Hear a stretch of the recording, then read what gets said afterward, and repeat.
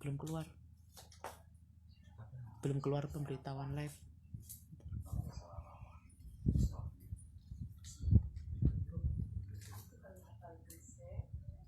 Oke mas, oke udah. Bismillahirrahmanirrahim. Assalamualaikum warahmatullahi ta'ala wabarakatuh. Alhamdulillahil qail innama yakhshallaha min ibadihil ulama.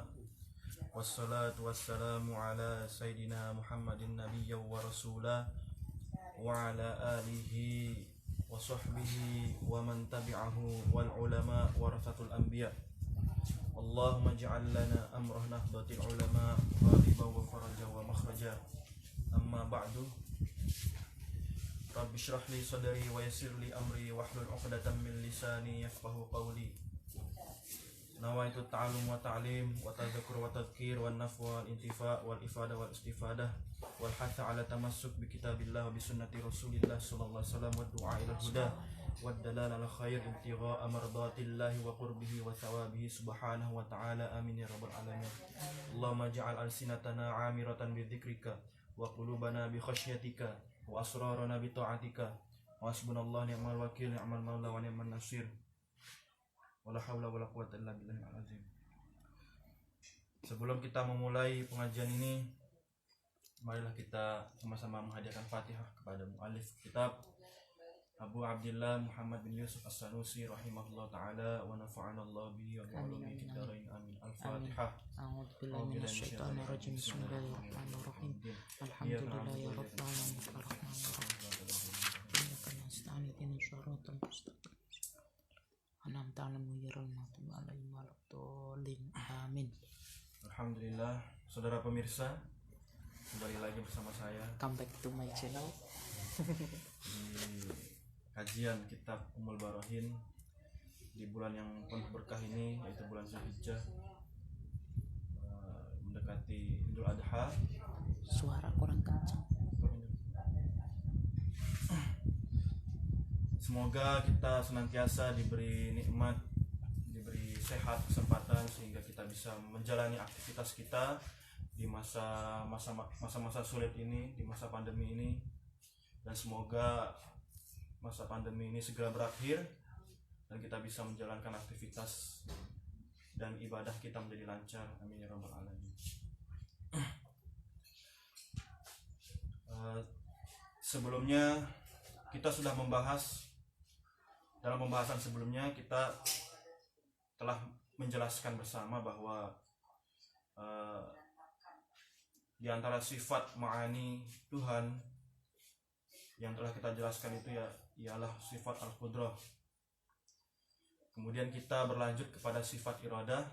Namun sebelum melanjutkan sifat iradah, sebelumnya saya sempat lupa untuk menjelaskan dalil sifat qudrah itu sendiri, ya. Jadi kemarin kita sudah menjelaskan maksud sifat qudrah beserta ta'alluqnya, tetapi saya belum menjelaskan dalilnya, dalil sifat qudrah, baik secara akli maupun nakli. Nah, yang pertama adalah dalilnya secara akli. Bagaimana para teolog mutakallim membangun dalil qudrah dari segi akal atau segi rasional? Mereka membangun, kebanyakan dari mereka membangun melalui beberapa proposisi yang disebut dalam bahasa Arab disebut dengan qadiyah. Pertama, mereka biasanya mengatakan bahwa qadiyahnya seperti ini. Allahu shani'un qadimun lahu masnu'un muhdats. Jadi proposisi pertama adalah Allah Subhanahu wa ta'ala adalah yang menciptakan, pencipta yang bersifat qadim, yang mana lahu masnu'un muhdats. Allah Subhanahu wa ta'ala memiliki ciptaan, pencipta yang mana ia memiliki ciptaan yang bersifat muhdats.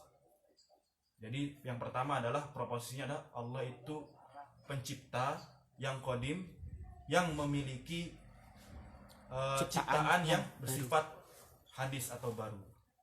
Itu proposisi pertama, atau kita sebut dia dalam ilmu mantik sebagai muqaddimah ula atau muqaddimah sughra. Premis minor. Kemudian premis mayornya wa kullu kana kadzalik ay wa kullu man yattasifu bidzalik fahuwa lahul qudrah atau fahuwa qadirun.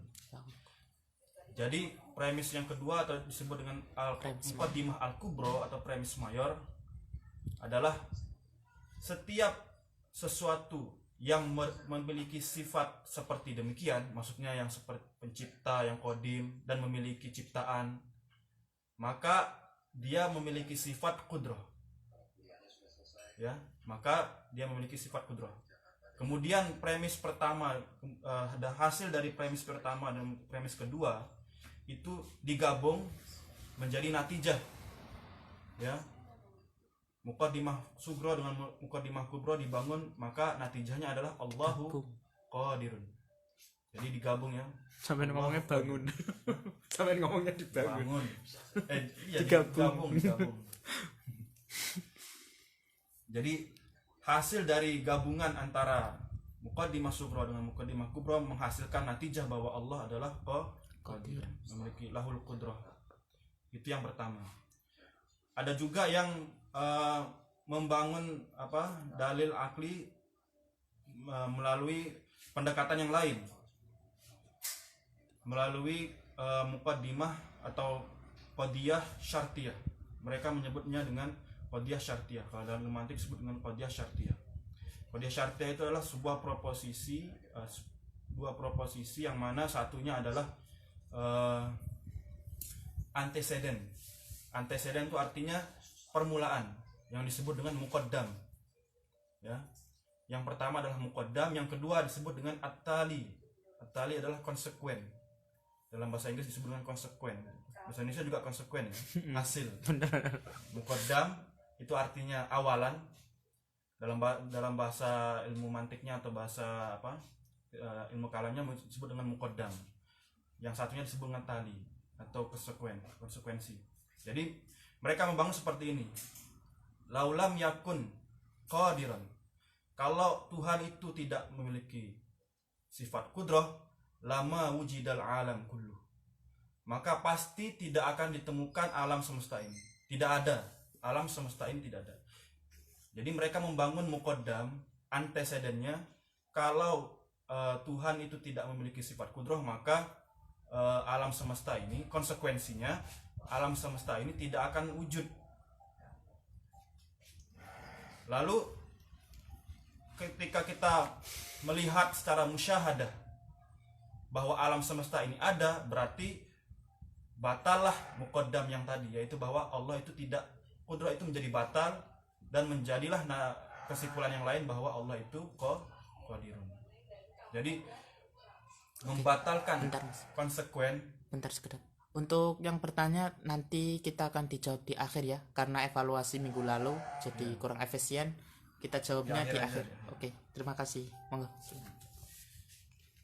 Sebagaimana Ibnu Asyir pernah mengatakan dalam Mursyidul Mu'innya, laulam yakun hayyan muridan alima wa qadiran lama ra'aita alama. Jadi kalau Allah tidak memiliki sifat laulam yakun hayyan, tidak memiliki sifat hidup, hayat, muridan, iradah, lam yakun muridan hayyan alima juga sifat ilm, wa qadiran juga memiliki sifat qudrah, maka alam semesta ini pasti tidak akan ada. Lama wujidal alam, lama ra'aita alama. Wattali fis sitil qadaya batilu qat'an muqaddamun idzan mumathilu. Wattali, dan konsekuensi yang dari hasil dari tadi, maksudnya konsekuensinya alam ini tidak ada, itu wattali fis sitil qadaya, dalam qadiyah sebelumnya, qadiyah bahwa Allah itu tidak memiliki sifat qudrah, itu batal, qat'an muqad batilun. Wattali fis sitil qadaya batilun qat'an. Jadi batal. Maka ketika konsekuensinya batal, maka batallah muqaddam syaratnya tadi, ya. Syaratnya itu batal. Jadi akhirnya timbullah hasil yang lain bahwa Allah itu qadirun. Jadi seperti itu cara berpikir, cara membangun sebuah argumen menurut para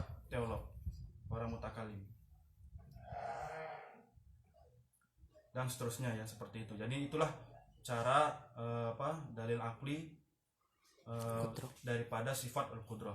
Adapun dalil aklinya kita lihat sendiri, kita sering baca dalam Al-Qur'an bahwa Allah sering menyebutkan bahwa Allah SWT adalah innallaha ala kulli syai'in qadir.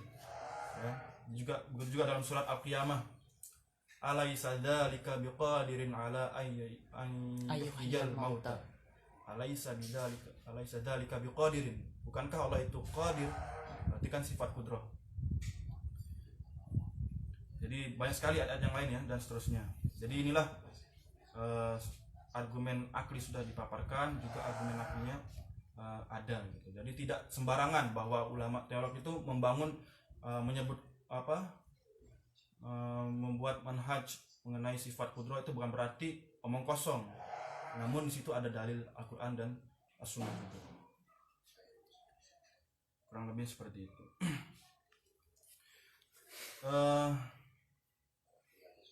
Melanjutkan. Ada sebenarnya sebelum melanjutkan saya ingin mengajak berpikir lagi ya. Siap. Saya pernah baca dalam salah satu buku ya, filsafat,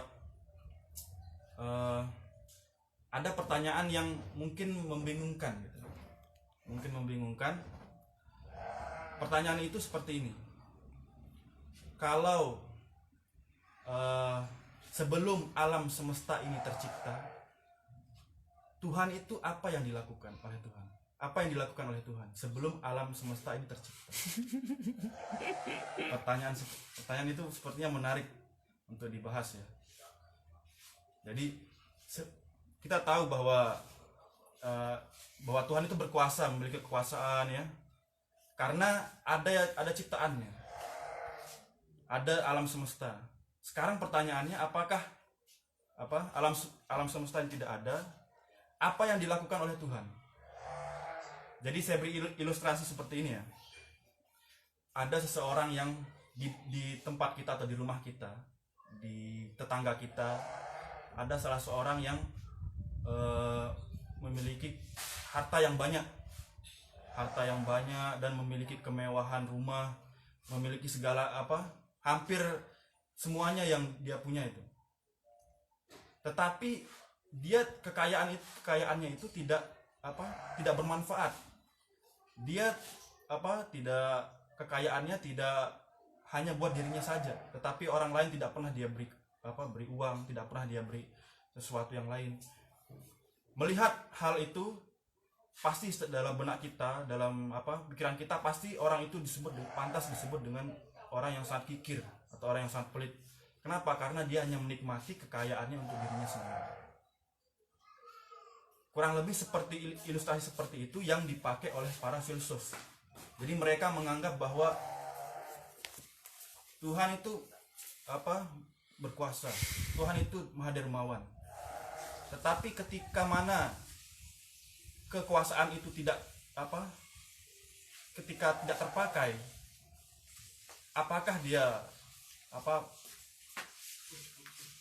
alam semesta itu disebut pantas disebut kodim. Jadi kenapa kodim? Karena yang sifat kudrah itu baru terlihat ketika mana ada alam semesta gitu. Jadi alam semesta itu, mereka berargumen bahwa alam semesta itu kodim. Kenapa? Karena berbarengan dengan adanya Tuhan gitu. Jadi alam itu kodim. Kenapa? Karena tercipta dengan adanya Tuhan. Kalau tidak adanya Tuhan berarti tidak ada alam. Ini yang mereka, dari ilustrasi seperti itu mungkin mereka bangun bahwa alam semesta itu adalah sifatnya qadim. Ya. Gimana, agak ribet? Belum paham. Terlebih kalau dikaitkan dengan soal yang tadi. Yang mana? Yang apa yang dilakukan Allah sebelum ada alam. Belum, makanya itu. Itu pertanyaan ya. Itu pertanyaan mereka. Tapi kalau kita mau berpikir lagi, pertanyaan itu sebenarnya memiliki problematik. Kenapa memiliki problematik? Pertama, dia menisbatkan waktu, yaitu kata-kata sebelum. Apa yang dilakukan Tuhan Sebelum sebelum alam alam terwujud. tercipta. Masa nganggur gitu, masa Tuhan nganggur gitu, nggak mungkin kan. Mereka tidak mau beranggapan seperti itu. Nah, soal pertanyaan tadi sebenarnya memiliki problematik. Kenapa? Karena menisbatkan kata sebelum kepada sesuatu yang mana sesuatu itu tidak menerima sesuatu tersebut. Iya betul. Paham? Tuhan tidak Menerima waktu. menerima waktu. Karena kenapa? Waktu itu sendiri kita sepakati dulu bahwa waktu itu yang menciptakan siapa? Tuhan. Berarti kalau apakah pantas sesuatu yang diciptakan itu dinisbatkan sama dengan yang penciptanya? Tentu tidak.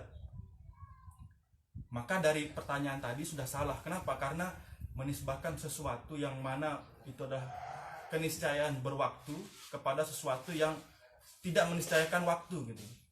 Karena dialah yang menciptakan. Berarti Dan pertanyaannya juga salah itu. Pertanyaannya salah, problematik. Jadi cara jawabnya seperti itu. Melihat karena waktu itu sendiri ya, itu sebenarnya diperselisihkan oleh para filsuf sendiri. Banyak definisi-definisi yang berbeda dari para filsuf sendiri. Bahkan ya, Imam Ar-Razi dalam kitabnya Al-Mabahith Al-Masyriqiyah itu belum puas mendefinisikan waktu itu seperti apa. Tetapi yang paling banyak definisi yang masyhur itu di kalangan mereka adalah bahwa waktu itu adalah sebagaimana yang saya jelaskan kemarin, bahwa adadul harokah atau miqdarul harokah, ukuran atau pergerakan suatu beberapa pergerakan itu adadul harokah. Jadi dengan begitu maka kalau waktu itu adalah bilangan gerakan, berarti ya kalau tidak ada gerakan maka di situ tidak ada waktu, ya kan? Maka alam semesta ini, ketika alam semesta ini, maka waktu itu akan ada manakala alam itu tercipta. Jadi adanya alam maka adanya waktu. Kenapa? Karena ada gerak di situ. Nah, pertanyaannya apakah sebelum gerak itu apakah ada waktu? Tentu tidak kan? Karena kita telah sepakati bahwa waktu itulah perhitungan gerak. Sedangkan gerak alam semesta itu baru tercipta, maka di situ baru ada waktu. Maka sebelum itu maka belum ada waktu, tidak ada waktu. Maka salahlah kita mengatakan bahwa sebelum itu adalah meniscayakan waktu, sedangkan Tuhan itu adalah terbebas dari waktu. Maka tidak ada ruang untuk kita mengatakan sebelum Tuhan menciptakan ini apa yang dilakukan Tuhan salah sebenarnya. Karena itu menyisihkan waktu. Sama seperti gini, si Zaid, apa yang dilakukan si Zaid sebelum si Tono datang? Apa yang dilakukan si Zaid sebelum si Tono datang? Berarti kan kita meyakini bahwa si Zaid itu sebelum Tono datang itu dia dalam satu kondisi waktu tertentu, ya kan? Dalam waktu kondisi tertentu apa ya? Berarti kan kita menyelesaikan itu. Nah, sedangkan Tuhan tidak seperti itu, karena dialah yang menciptakan waktu. Kurang lebihnya seperti itu. Jadi pahami. Ada Ya, yang bertanya ini, agak sulit memang. Ada yang bertanya. Tapi itulah syubhat-syubhat yang diutarakan oleh para filsuf, mungkin menarik bagi saya untuk mengutarakan di sini. Siap.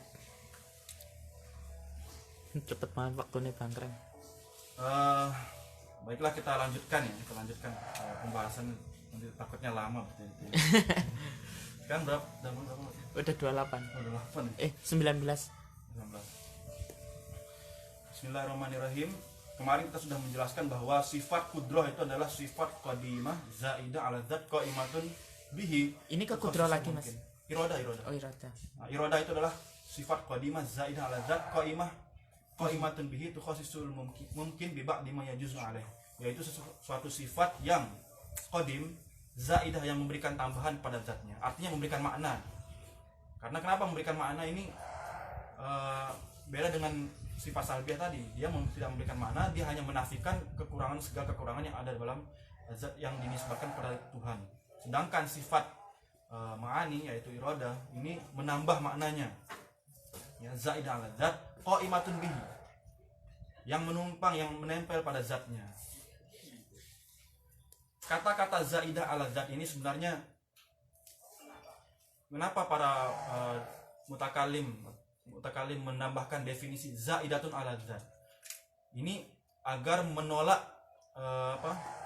pandangan Mu'tazilah yang mengatakan bahwa zat sifat iroda itu adalah nafsu zat.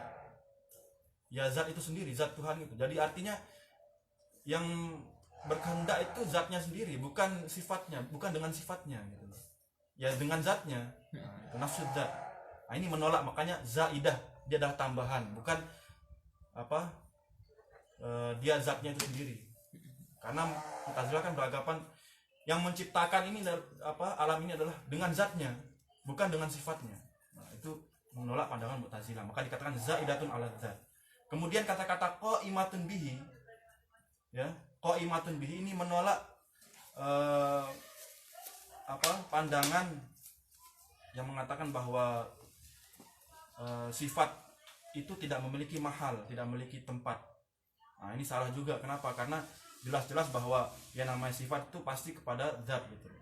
Ini bertentangan dengan, karena ini bukan sifat salbiah, yang mana sifat salbiah itu tidak membutuhkan tempat ya. Artinya dia memang menafikan dari kekurangan pada zatnya.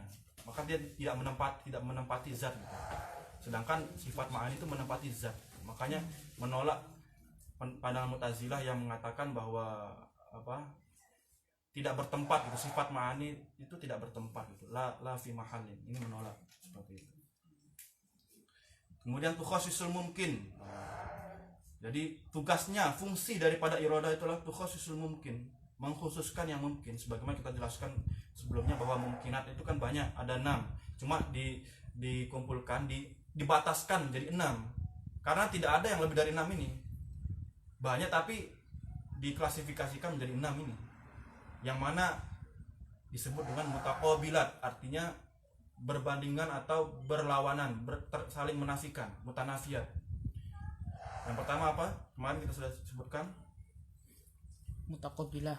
Terus mungkinatun mutaqabilatu wujudan wa sifatu asminatun amkinatun jihatu kadal maqadiru wasfiqatu. Jadi ada 6 itu berlawanan. Jadi wujud dengan adam, kemudian arah satu dengan arah yang lain, kemudian ukuran besar dengan kecil, panjang lebar, itu saling berlawanan, dan seterusnya ya, dan seterusnya.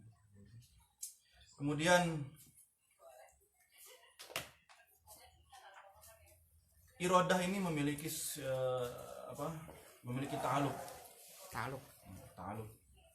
yang disebut ta'aluknya berbeda dengan kudroh. Kalau irodah itu memiliki ta'aluk soluhi qadim sama tanjizi hadis. Soluhi qadim dengan tanjizi hadis. Nah, maksudnya dengan ta'aluk soluhi qadim itu artinya di azali sana, fil azal, Tuhan itu sesuatu yang mungkin itu bagi Tuhan itu mampu untuk berkehendak untuk ditaksis, mengkhususkan pada zaman azali. Ya. Iku soluhi qadim ya. Soluhi qadim dalam azalinya sana gitu. Ya, sebelum alam tercipta atau ketika belum diwujudkan secara nyata di dalam alam, tetapi sifatnya aktual ya. Soluhi qadim itu maksudnya sifatnya aktual. Artinya benar bisa terjadi gitu, terjadi. Disebut azali, qadim kenapa? Karena dia dalam sesuatu yang tidak ada berawalan. Sama seperti kudrah tadi kan. Kemudian tanjizi hadis. Nah, yang kedua tanjizi hadis. Kalau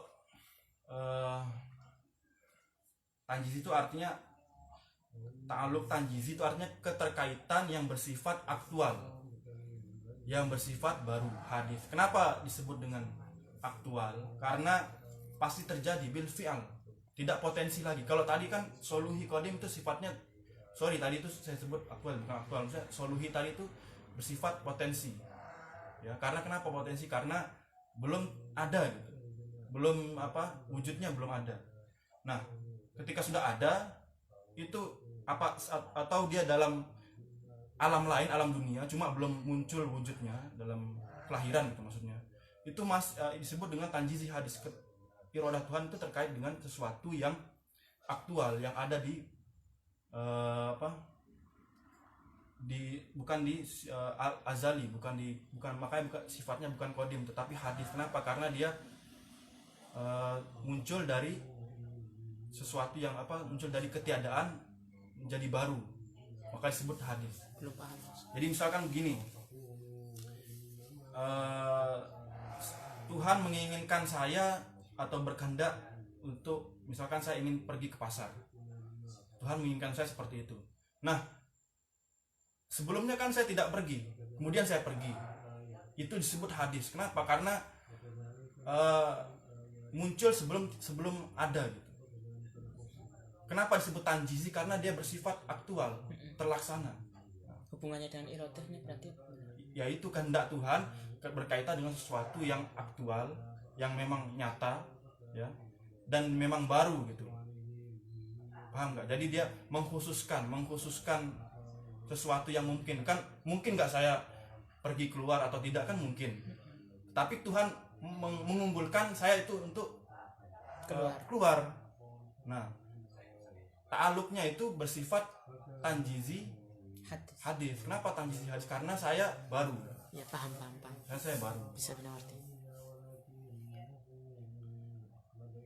Sebagian ulama ada yang menambahkan lagi,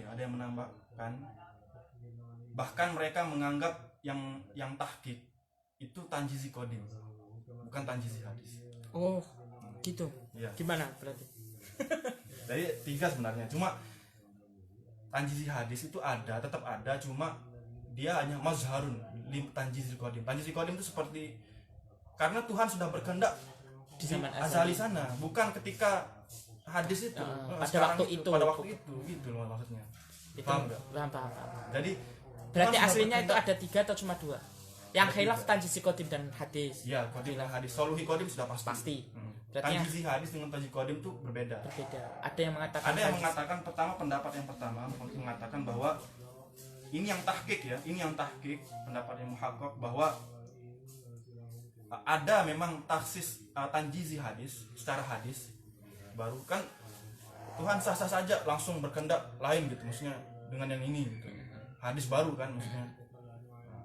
Tetapi itu adalah penampakan mazhar dari tanjizi qadim. Sebenarnya tanjizi qadim sudah pasti, karena dia qadim itu bersifat tidak bisa dirubah. Tanjizi hadis itu bisa berubah.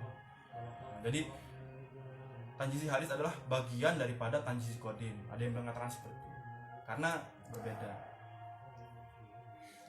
Kurang lebih seperti itu ya. Bisa dipahami kira-kira ya? Dipahami. Nah, kemudian kata-kata al-mumkin, tadi kan Imam Sanusi mengatakan wal qudratu wal iradatu al muta'alliqatani bi jami'il mumkinat.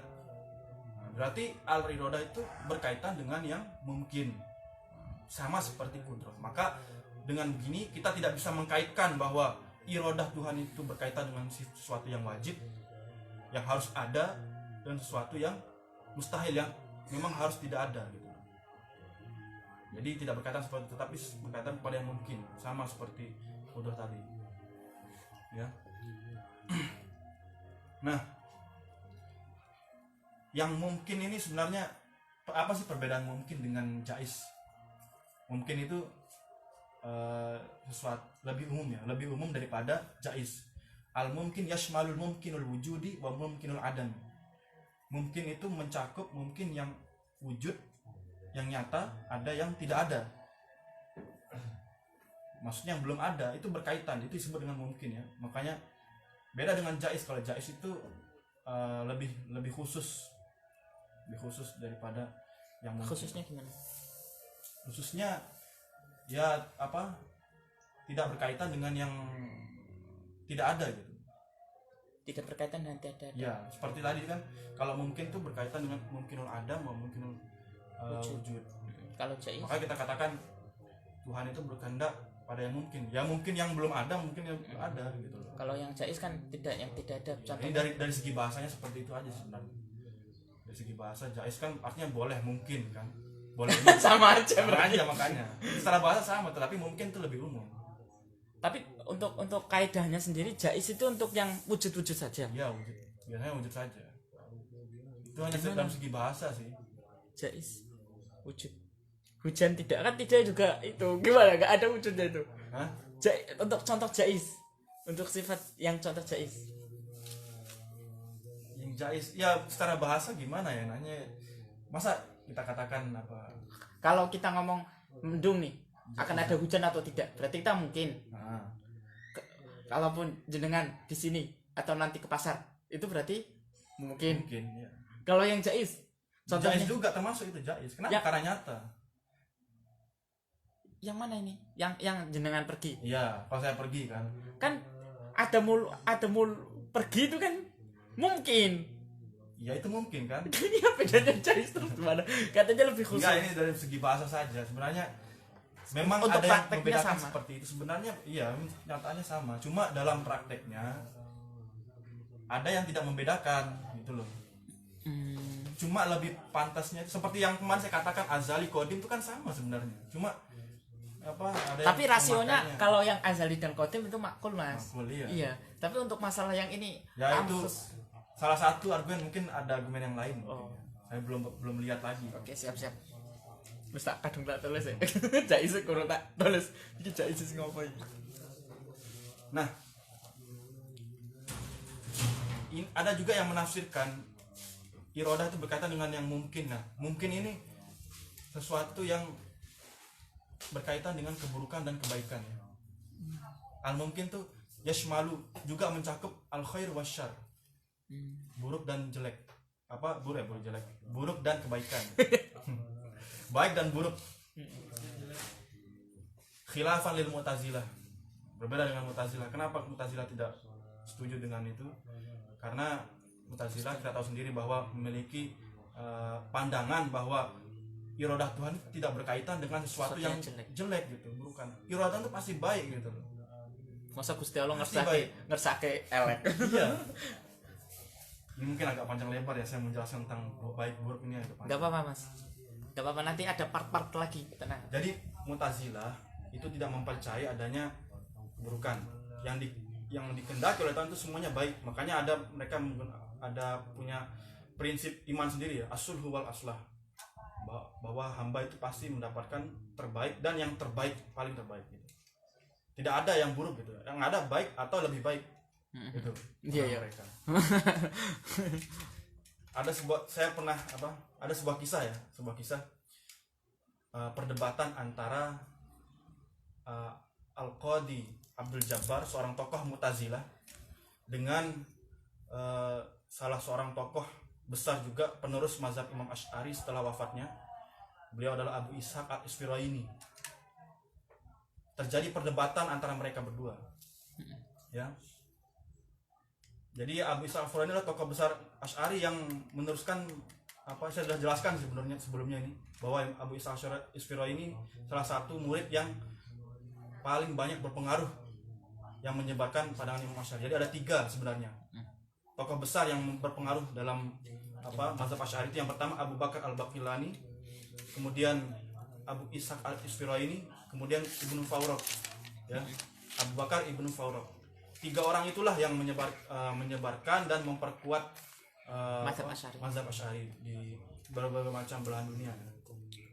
Nah, ketika mana ada sebuah perdebatan seru antara Al-Qadi Abdul Jabbar dengan Abu Ishaq Al-Isfirayini. Ini perdebatan yang sangat, kalau kita perhatikan nih, bagus banget perdebatan ini. Pertama, Syekh Abdul Jabbar Abdul Jabbar mengatakan gini, Subhana man tanazzaha 'anil fahsya. Subhana man tanazzaha 'anil fahsya. Artinya apa kira-kira? Ya, Maha suci Tuhan yang dari segaris gara yang terbebas, yang bersuci dari hal-hal yang burukan. Subhana man tanazzaha 'anil fahsya. Kemudian pernyataan ini dijawab lagi sama Abu Ishaq Al-Isfirayini. Apa jawabannya? Subhana man la yajri fi mulki illa ma yasha. Keren kan? Subhana man la yajri fi mulkihi illa ma yasha. Maha suci Tuhan yang tidak ada berlaku dalam kerajaannya sesuatu kecuali yang dia kehendaki. Artinya meskipun buruk Allah sudah kehendaki. Gitu loh. Secara tersirat seperti itu ya. Iya, paham. Maksudnya pokoknya segala sesuatu yang dikehendaki Tuhan dan itu sifatnya bisa Iya. bisa buruk, bisa baik. Nah, itu kalau sebenarnya jawabannya. iya betul.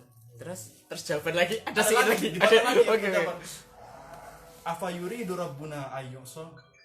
Afa yuridu rabbuna ayyusa? Apakah Tuhan mau dimaksiatkan gitu loh. Maksudnya diburukkan. Apa mau ibaratnya Tuhan apa mau dimaksiatkan? Kayak dijelekan lah, dicacati gitu. Dimaksiatkan lah. Dimaksiatkan. Apa yuridu rabbuna ayyusa? Wah, seru. Terus Tanya lagi. Tanya lagi Abu Ishaq ini. Apa yuk rabbuna karha? Jawabannya apa yuk rabbuna karha? Ngerti nggak? apa Gusti Allah iku apa jenane dimaksiati karena dipaksa. Apakah Tuhan itu dimaksiati secara paksa? Jadi begini logikanya. Lebih hina mana? Lebih ahwan mana? Tuhan dimaksiatkan tetapi biirodatihi, atau dia dimaksiatkan tetapi karena terpaksa, bukan karena kehendaknya. Paham.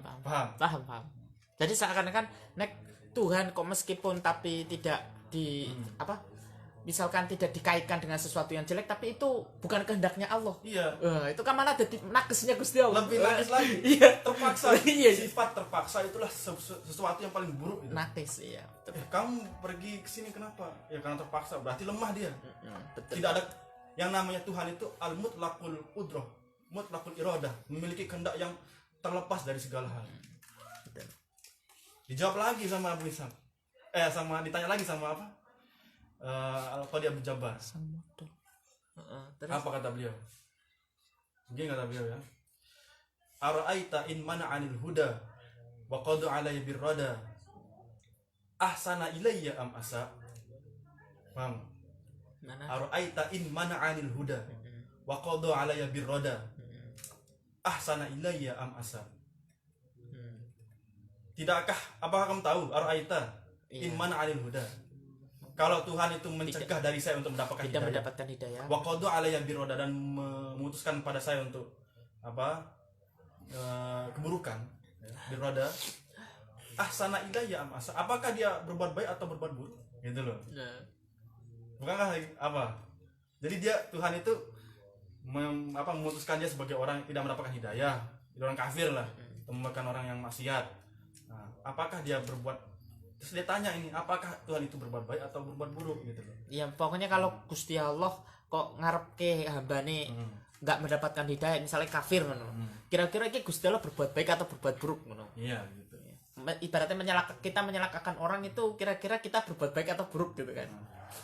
Secara logika mungkin kalau logika manusia iya, mungkin buruk itu. Iya. Logika manusia buruk. Buruk. Tapi kalau dia mau berpikir lebih dalam, Terus jawaban lagi. jawab lagi. Ya bisa gimana? Indah banget jawabannya. Tuh. Gimana jawabannya? In mana'aka, ya. In mana'aka ma huwa laka. In mana'aka ma huwa laka faqad asa. Wa in mana'aka ma huwa lahu fahuwa yahtassu bi rahmatihi may yasha. Keren jawabannya. In mana'aka ma huwa laka faqad asa, wa in mana'aka ma huwa lahu fahuwa yahtassu bi rahmatihi may yasha.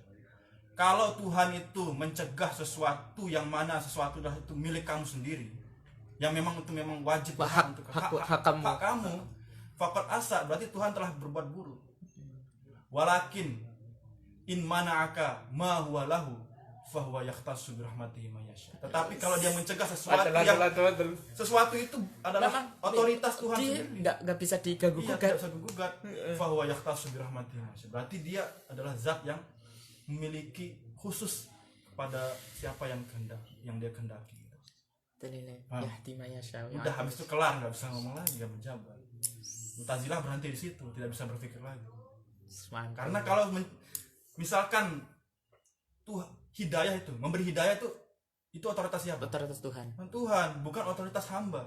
Hamba tidak berhak untuk memberi hidayah, yang mendapatkan hidayah seperti itu.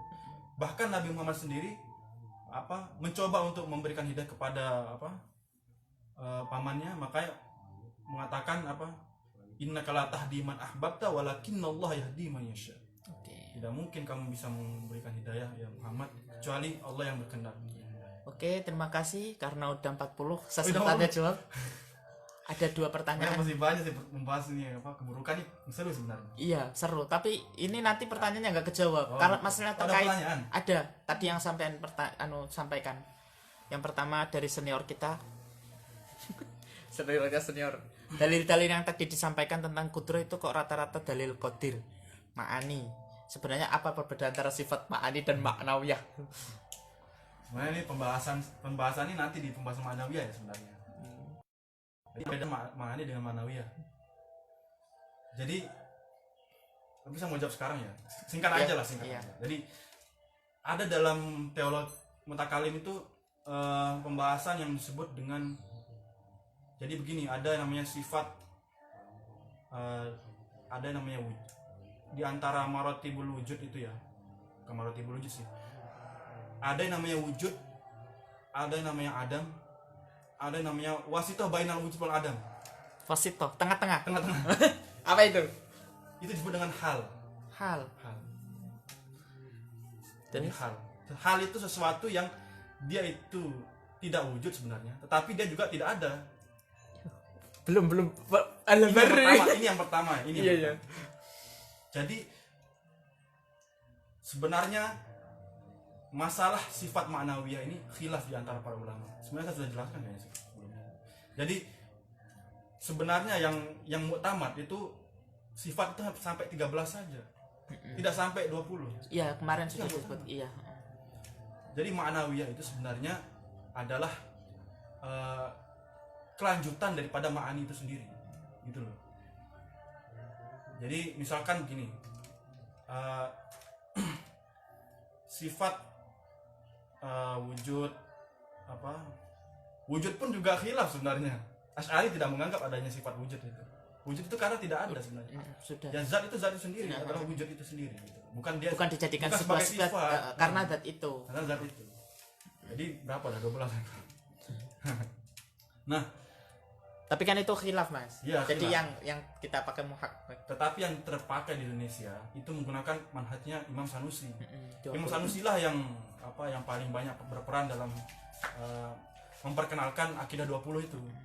Tapi yang sebelum Imam Sanusi itu hanya terkenalnya ya 13 tadi. Sampai ma'ani stop. Ma'nawiyah tidak sampai. Jadi ada yang menganggap ma'nawiyah itu hal. Kenapa hal? Karena dia tidak ada wujud, bukan tidak bisa bilang tidak ada. Dan ini pun khilaf besar di antara mutakallim. Karena hal itu masa sifat Tuhan di sesuatu yang tidak ada dan nggak bisa dilogikakan gitu loh. Iya, aslinya juga rada angel. Yang namanya hal itu nggak bisa berkaitan dengan Tuhan hal itu. Nah, caranya gimana menganggap ma'nawiyah itu? Caranya pertama dia adalah lazimatun lisab'i li sifatil ma'ani. Makanya Imam Sanusi mengatakan al ma'nawiyatu lazimatun lisab'il ula, katanya di situ. Nanti kita akan baca kan bahwa sifat ma'nawiyah itulah lazimahnya. Ya secara itibari saja, secara logik pikiran saja. Masa Allah itu sifat kudrah berarti kan qadir. Ya kan? Allah kan qadir. Hanya gitu aja sebenarnya. Iya, tadi dalil-dalil yang jenengan sampaikan itu semuanya kan maknawiyah semua. Yang dalil maknawiyah kan innallaha ala kulli syai'in qadir. Enggak, itu kudrah juga. Kan tapi itu berarti yajibul lahu ayat tasifah bil qadar kan gitu maksudnya. Berarti qadir gitu loh maksudnya. Berarti talazumnya kalau kita ngomong dalil kudrah secara tidak langsung kita juga ngomong dalil qadian maknawiyahnya ya. Dan Quran pun juga lebih banyak menggunakan sifat maknawiyah. Ya, betul. Innallaha ala kulli syai'in qadir. Qadiran, muridan kan. Jelas berarti itu. Jelas bahwa maknawiyah itu hanya lazimahnya saja sebenarnya, lazimah. Oke. Cukup ya untuk dijawab senior kita. Siapa itu? Ayo lanjut. Terus ini yang tadi sifat yang Gusti Allah kan yang menciptakan itu kan Apa? waktu, jadi nggak bisa dibarengkan dengan waktu. Nggak bisa. Sekarang pertanyaannya, kalau malaikat Jibril itu penyampai wahyu. Sekarang udah nggak ada wahyu, nggak ada nabi. Apa pekerjaan malaikat Jibril? Pertanyaan bagus nih. Itu kan sama-sama makhluk. Tidak ada keterangan yang menerangkan bahwa Nganggur malaikat Jibril. lu nggak nganggur. Nggak nganggur. Ada di dalam beberapa kitab ya. Saya Nek takut nyebeli. Ayo. jadi tidak semua sesuatu itu harus dipertanyakan.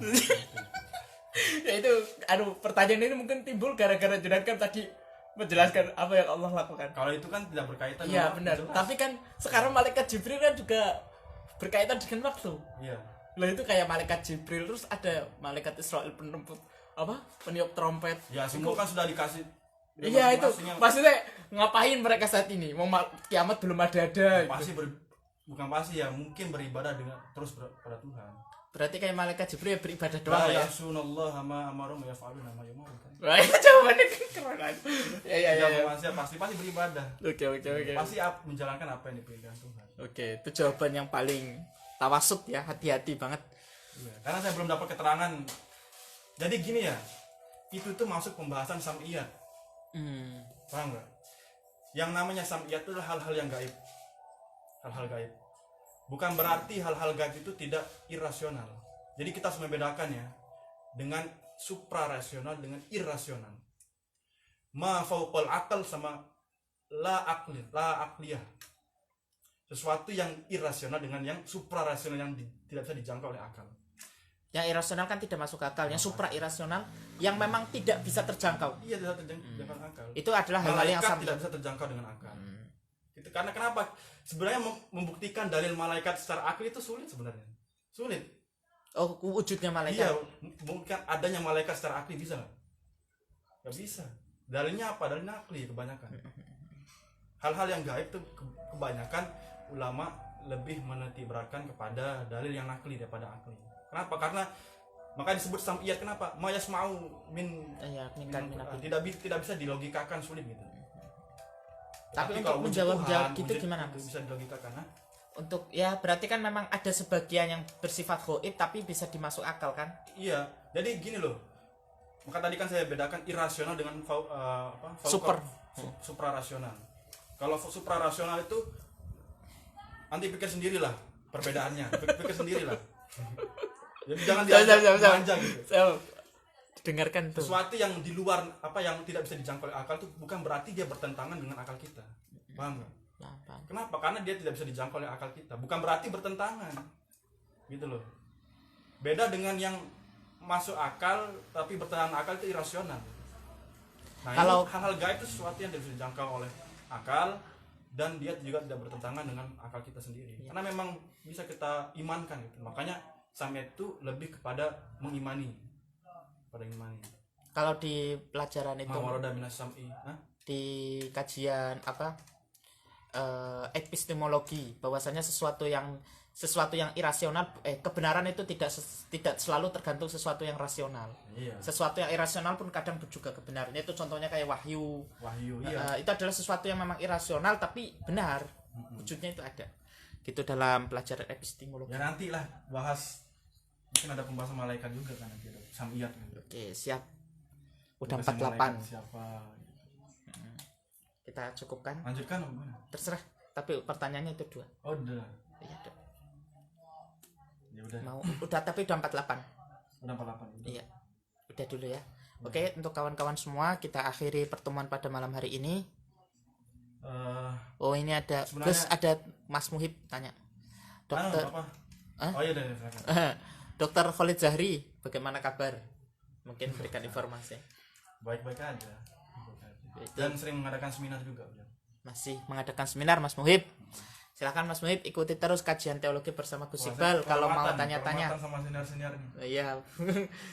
Tazim, Kalau mau tazim. tanya-tanya silakan monggo Mas Muhib. Dan kita akan ketemu lagi di episode selanjutnya, insya Allah melanjutkan sifat iroda yang belum Dan ada tuntas. pembahasan menarik untuk besok ya. Jadi Ada. ada dalam filsafat itu diskursus mengenai dalam filsafat itu ada namanya teori teodisme. Apa? Teodisi, Teodisi. keadilan Tuhan.